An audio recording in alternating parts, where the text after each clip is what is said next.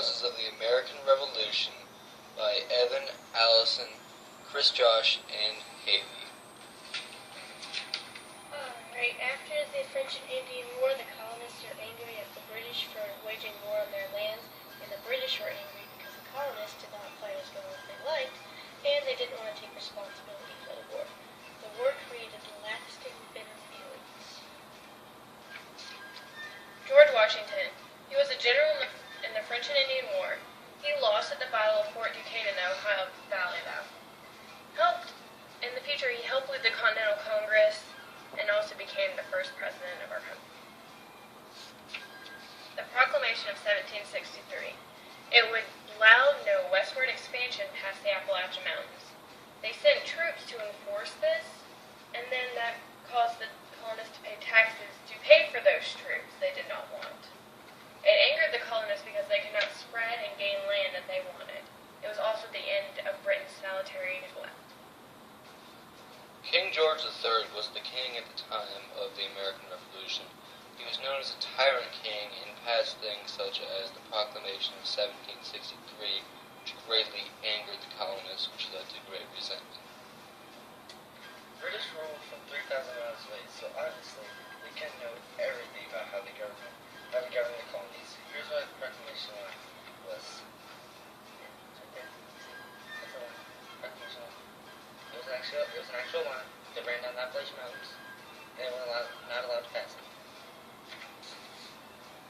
What made the colonists even angrier was the Sugar Act, the Quartering Act, and the Stamp Act.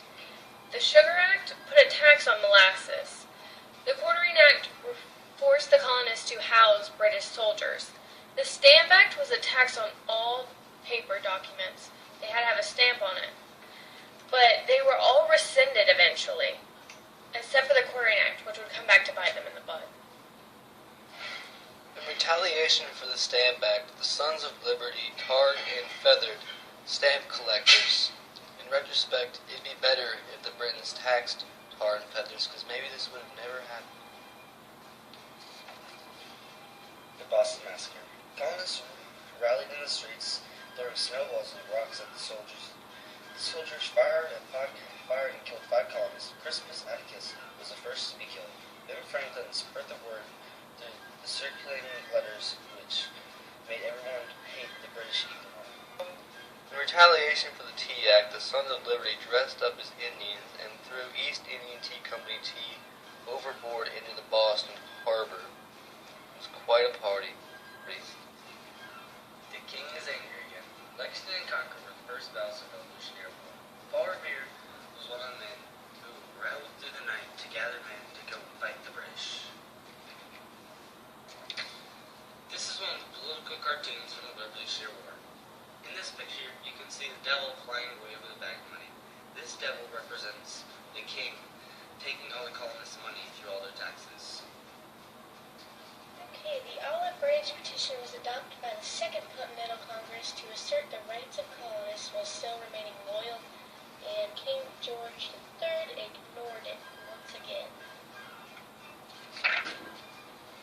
Thomas Paine was a pamphleteer that wrote the pamphlet Common Sense.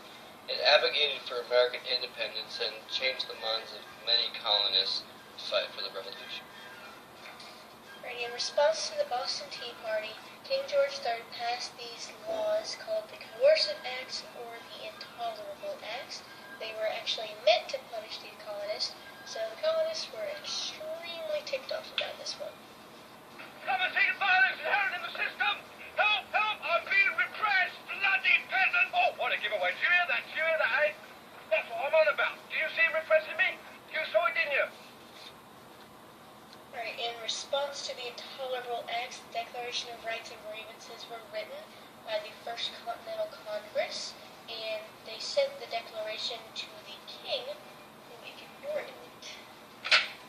Common Sense by Thomas Paine. It was written to encourage unhappy thoughts towards the British. He is quoted as to saying, "But where, say some, is the King of America? I'll tell you, friend, he reigns above, and doth not make havoc of mankind like the royal brood of Great Britain." Thomas Jefferson and Ben Franklin. Thomas Jefferson is most known for helping draft the Declaration of Independence.